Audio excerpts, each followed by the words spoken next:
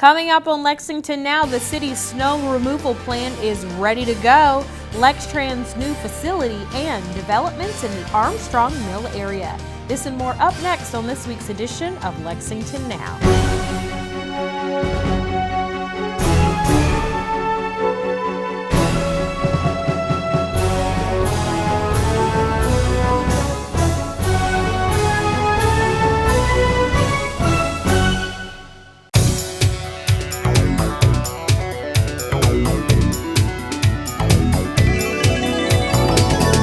I'm Sherelle Roberts, and welcome to another edition of Lexington Now, where we take a look at the news that shapes your urban county government.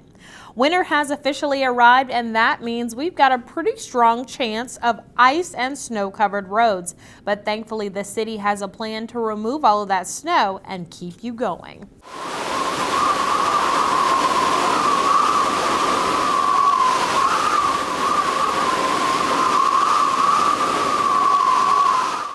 Please help us help you. Hi, I'm Catherine Minton. The objective of the Department of Environmental Quality and Public Works Snow and Ice Control Plan is to provide winter roadway safety to you, the traveling public, in the most reasonable, efficient, and effective manner. We're requesting your help during snow and ice removal operations and ask that you follow these simple suggestions. Please limit travel during storms to trips that are necessary. Once roads have been plowed and salted, the potential for accidents is greatly reduced. Please park your vehicles in your driveways and off the road. If you must park on the street, try to park on one side of the street only. Parked cars hinder the speed and efficiency of our snow removal operation. Parking bans may be in effect. Vehicles may only be parked in authorized areas. Vehicles parked in unauthorized areas may be towed. Snow plans are designed to remove snow from the roadway to the edge of the road. It is likely that the plow will leave behind a window of snow in front of your driveway. Residents are responsible for removing this snow. It is against the law to plow snow from your driveways and walkways into the road. Please pile the snow in your yard. Remember, you are also responsible for your snow removal contractor's actions. When snow plows are used during snowfalls, the initial pass of the snowplow is made to open the road for traffic flow. The following passes will push the snow to the curb line or road edge. This is necessary in order to allow for the drainage of melting snow into catch basins and to allow more space to plow future snow accumulations. To avoid salt hitting your vehicle while driving, move away from the center of the road when you see a salt truck approaching from the opposite direction. Salt trucks are designed to deposit more salt near the center of the road as the salt works its way to the road edge as traffic runs over it. Please try to stay back approximately 200 feet from the rear of a truck while it's deploying the material. To ensure that your mailbox is not damaged during snow plowing operations, your mailbox must be 42 inches above the ground, and the front face of your mailbox door must be no less than 10 inches from the front face of the curb or road edge. Remove your portable basketball hoop from the street and place it on your property. LFUCG is not responsible for damages to the equipment. When calling the Public Works Department, please keep messages simple and direct. Be certain to state your name, phone number, the problems you are calling about, and its location. We can be reached by contacting LexCall at 311. Please keep sidewalks clear and adopt a fire hydrant if it is located near your house. Residents are asked to clear their sidewalks within 24 hours after a snow and ice event. The hydrant is there for your protection, and it may be several days after a storm before they can be cleared. By following these recommendations, you will be assisting us in providing you with safe and efficient snow removal operations. As always, for more information, please visit our website at lexingtonky.gov or call LexCall at 311. I'm Catherine Minton, and thanks for watching. For more information about the city's snow removal plan, you can log on to the city's website, lexingtonky.gov. And we've got a piece of breaking information to share with you. The city is launching a plan to help get transient and homeless individuals off the street. This is after a man died recently from exposure to the cold. If you see someone who's outside, appears to need help, or maybe having a medical emergency, you can call 911. You can call the police non-emergency line at 859-258-3600, or you can call this special number specifically for transient and homeless individuals who need to be picked up and taken to shelters. That number is 859-913-0038. And in more news from downtown, Lextrans headquarters is hitting the road. The city bus service operational hub is moving to a new location. Lexington Now caught up with Lextrans' Jill Barnett for more information about the move. Before Lextrans, Lexington was served by numerous private transit systems, and the first such system was the Lexington Railway Company streetcars, which began operation in 1874.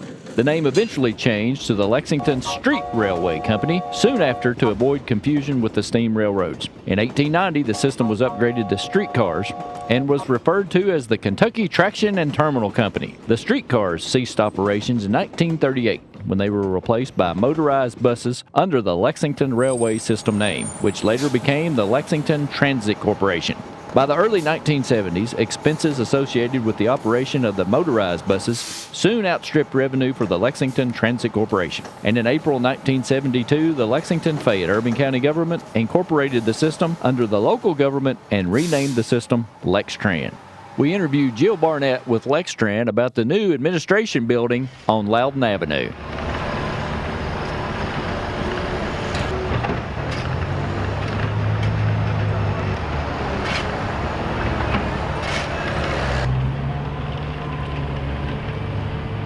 My name is Jill Barnett, and I'm the Director of Community Affairs for Lextran. I handle all community initiatives, marketing, public relations, and just facing with our customers. Right now, we are standing in the lobby of our new admin facility, which is under construction, as you can see, slated to come online in a couple of months. This is at 200 Loudon Avenue, sort of at the intersection of Broadway, Loudon, and Russell Cave. Right now we're located at 109 West Loudon Avenue, where we've been since the early 1970s. We have really outgrown that site. It's just under 5 acres. This site is about 13. At our current site, we have one section of our staff, and then our training department, finance department, and several of our other staff are at another site. That's the site where we have to have meetings because we have no meeting space. It's really inefficient when we hire a new driver. It's sometimes weeks or even months before we have the opportunity to really have some face-to-face good interaction with them, just to kind of get to know them, because all of their training is taking place on the road or in a classroom that's not at our main building, where they would come and see the daily interactions of, dispatch and hearing what's going on there. So bringing us together at one location, we really hope that things will be more cohesive, more efficient for our passengers, being able to get service on the road faster, and just making changes on the fly. While our buses will not all join and transfer and depart from here, this is very close to bus routes 4, which is Newtown Pike, and Route 6, which is North Broadway. Each of those routes are just a short distance away by walking or riding your bike. It's pretty easy to access and very visible.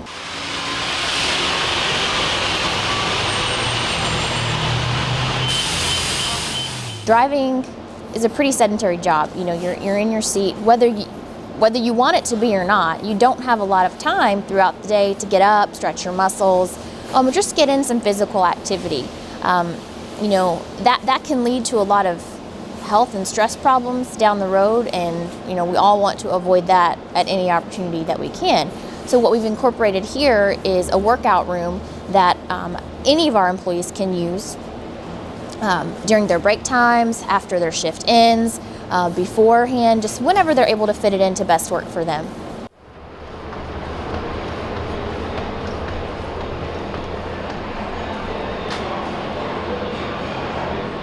This building will be LEED certified. We're in taking on a lot of environmental initiatives with some new vehicle types, and this building, LEED stands for Leadership in Energy and Environmental Design. So just in case you didn't know what that is, that's really trying to take the environment into consideration, sustainable building practices, sustainable features throughout. We'll also have some compressed natural gas vehicles coming online in 2016, as well as some battery electric powered vehicles in 2016. And this new facility will position us to better incorporate those vehicle types into our fleet. And coming up after the break, we'll catch up with Jill Barnett again for part 2 of LexTran's new headquarters tour. We have an abundance of beauty and natural resources here in the Bluegrass. More miles of running water than any state in the continental U.S. You may not know it, but all our creeks and streams catch water directly from storm sewers on our streets. That means when someone tosses a cigarette butt on Main or Vine, chances are good it'll end up in Town Branch. Leave some pet waste on a sidewalk near Versailles Road, it goes into Wolf Run Creek. So please, don't trash the Bluegrass. Welcome to Your Health, starring Your Hands. On today's show, washing your hands. If people don't wash their hands often, especially when they're sick, they can spread germs directly to other people or onto surfaces that others touch. And before you know it, everyone has come down with something. It's important to wash your hands frequently with good soapy water. Here's some hand washing tips. Wash your hands after using the bathroom. Wash your hands after coughing or blowing your nose. Wash your hands before eating, serving, or preparing food. Wash your hands after playing with your pets or touching other animals. Wash your hands after outdoor activities. Wash your hands before and after visiting someone who's sick. Wash your hands when they get dirty. And wash your hands after changing those diapers. Thanks for watching Your Health, and remember, wash those hands frequently. We're Lex Call 311, your one call for City Hall. If you see a pothole that needs to be repaired, call 311. Be sure to give us as much information as possible, such as street names and the corners of intersections that may be involved, and give us addresses when at all possible. We're Lex Call 311, and we're here to take your call Monday through Friday, 7 a.m. until 8 p.m., or online at lexingtonky.gov. Lex Call 311, your one call for City Hall.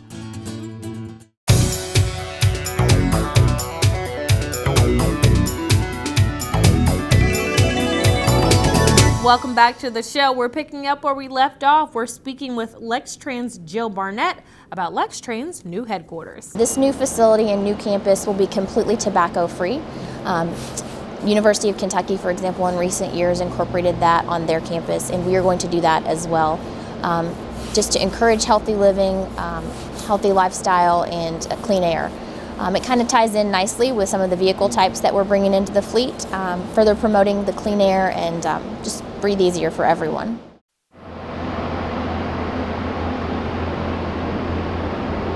Just as our current facility serves as an outlet for past sales, you'll be able to do that here as well. Obviously, you can do that online at our website, lextran.com. You can visit our transit center downtown for past sales and route and schedule information. But you can also do that here. You won't be able to catch a bus at this location like you can downtown, so that is an important piece of information for customers. But basically, any function that we have at our current site at 109, we're just going to move down the street a little bit. One thing that we don't currently do at 109 West Loudon Avenue is have our board meetings because we don't have the space for them. However, once we move into this new facility, all of our board meetings will take place here. Those are open to the public and take place on the third Wednesday of every month. If you'd like to look at those dates and times, that information is available on our website as well, or you can give us a call at 253-INFO. We hope to be able to use that room for like a neighborhood association meeting, or if there's a community group, Kentucky Refugee Ministries, for example, sometimes they look for places to hold classes. We might make that available for them. So sometimes when we have a public meeting about service or just any number of things. We try to have things at the library downtown, which is a great location, but sometimes beyond that, it's like finding what's most ideal, what has the best space and is best equipped to handle us. So we might have some of those here as well. So the concept and idea of a new facility, expanded facility, has been a dream of Lexington, if you will, since probably 1999, 2000. This was made possible through a number of different things, including lots of federal grants, discretionary grant programs from Senator Mitch McConnell, support from Congressman Andy Barr. So we've had a lot of support and a lot of input throughout the area to make this happen. Our new maintenance facility, garage, is just behind this sort of catty corner, if you will, to this building. We have a lot more space there to work on our vehicles, where we're sort of limited right now. We have to send out a lot of work because we just don't have the space or the equipment to take care of those things. Unfortunately, that sometimes results in downtime for our customers when we don't have the right vehicles. This will help us really just keep more reliable service on the road. Right now we are in the new maintenance building for Lexington. This maintenance facility is equipped with 7 bays, whereas at our current facility at 109 West Loudon, we only have a total of 4. Those 4 bays are not all fully equipped to handle all vehicles in our fleet, whereas this facility will be able to handle any vehicle in our fleet and work on them. So it'll help us maintain service on the road a little bit better, better uptime when a bus is down, to be able to provide more reliable service to our customers. How many buses in the fleet? Do you know those numbers? Yes, we have a total of 65 vehicles in our fleet, the majority of which are 40-foot. Some of those are also 35 and 29s, and then we have a couple of cutaway vehicles, which are the smaller white vehicles that sometimes you see around town on our smaller neighborhood routes. Our projected move-in date here at 200 Loudon Avenue is late spring, so hopefully we'll get through this winter. The majority of the outside work is completed, so a lot of the work that they're doing now is indoors. So hopefully, regardless of winter weather, we'll be able to stay on schedule. But they've done a great job staying on schedule so far. Messer Construction is who we're working with, and we look to be here late spring. For more information about the facility, your all's website, Facebook page, Twitter account and stuff, give us that information. Absolutely. You can visit us on the web at lextran.com. Give us a call at 859-253-INFO or visit us on our social media sites, Facebook and Twitter. Barnett says she expects the new facility to be open and operational in April. For more information about Lextran, its services, and this new facility, you can log on to the Lextran website. It's www.lextran.com. There's a lot going on in the Armstrong Mill area. Here's some more information about some of the exciting new developments.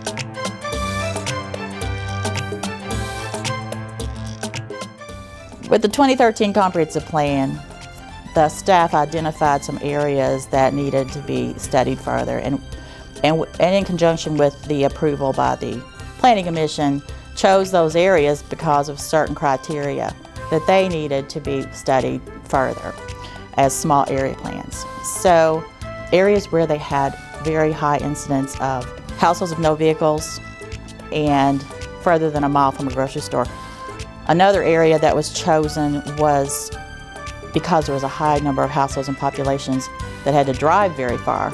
A lot of them had cars, but they still had to drive very far. A couple of other areas were revitalization areas where there were vacant buildings, and also census data, retail inventory data, a lot of our crime statistics, that there was a concern about public safety in that area. Those areas stood out, and that's how we chose the Armstrong Mill West Small Area Plan. We've always had a history of working with communities, and that's always a big focus when you look at small area plans. We've completed a small area plan, the East End small area plan, several years back, I believe in 2009. And so when we saw this plan come out, we thought it was a natural fit for us and our company. And so, that kind of led us to putting in our proposal for the RFP. It started off with the neighborhood cookout, and it was a beautiful day. We got everyone out. We had good food, good music.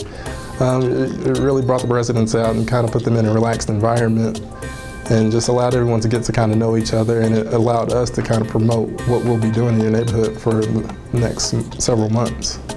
And so it kind of put us at ease with the residents and vice versa. We're not just consultants who are here from out of town. We're here in the neighborhood. We live here too, so we're here to help everyone out. That was a great start to the public engagement process. Our council member, Fred Brown, he's been very active in the small area plan from the beginning. Even before he was elected, he came to all the neighborhood meetings. And then, of course, when he became the council member for this District 8, he was put on the advisory committee. The 8th District has been obviously neglected as far as some of the things that we're dealing with, and I don't know how many people travel Armstrong Mill Road. As you look at this picture that's on the screen, on the right there is a pedestrian bikeway path. And right now there was a grant that a former council member had worked on, and there's a grant already. It's about a $400 and some thousand grant that's going to connect from the school, Tates Creek School, up to Armstrong Mill Road and then tee out at a couple of intersections.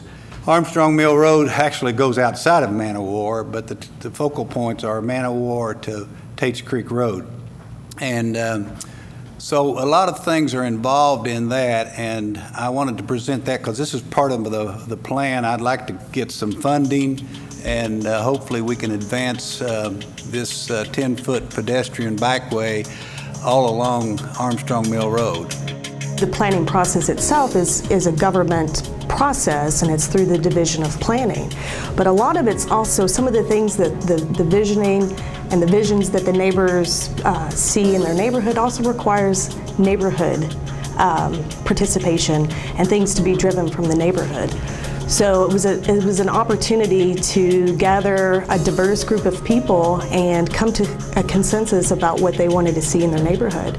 And it really was providing a safe, secure, healthy, walkable, family-friendly, kid-friendly. And that was one of the other issues, was that the lack of youth activities. And so it was really about trying to not just think about what we want now, but what do we want in the future? What do residents and stakeholders want to see for the youth that live in the neighborhood?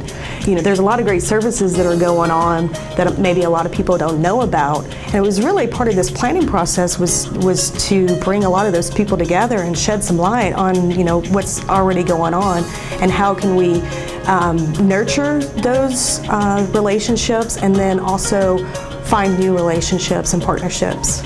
And that's going to be an ongoing process, through the implementation, because the planning process was really starting it. It was initiating, trying to bring up some of the issues and solutions, but then it's going to require a lot of different people, a lot of on the ground work from the neighbors and the neighborhood associations, and they're a big part in this, into bringing some of the implementation strategies to life.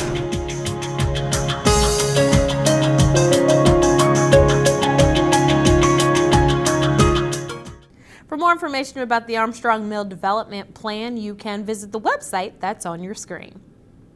The Urban County Council has returned from winter break, so that means it's going to be quite a busy week here in the Urban County government. Here's a quick look at what's on the schedule, but for a complete listing of meetings and events, you can log on to the city's website. It's lexingtonky.gov.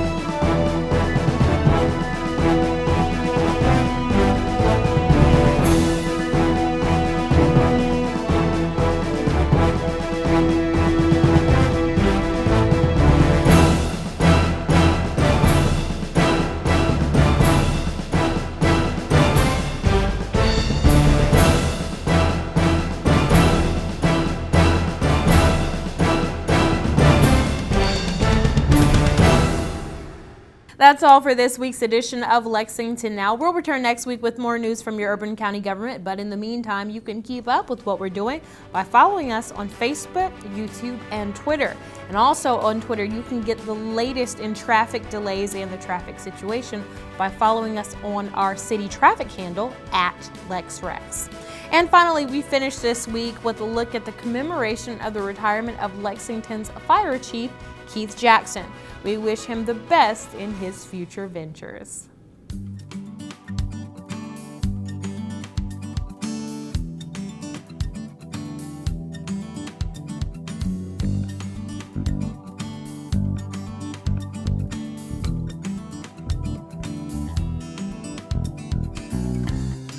Whereas over a 25-year career, Chief Jackson worked his way up the ladder, serving as a firefighter, paramedic, and supervising the hazardous materials team. And whereas Chief Jackson made major improvements in the division, reducing overtime costs, improving morale, improving the organizational structure with routine daily reports and quarterly meetings with the executive and command staff, instituting a leadership development program, and increasing the size and the quality of the force. Now therefore, I, Jim Gray, as Mayor of Lexington, commemorate Chief Keith Jackson and declare Friday, January 8th, 2016 as Chief Keith Jackson Day in Lexington.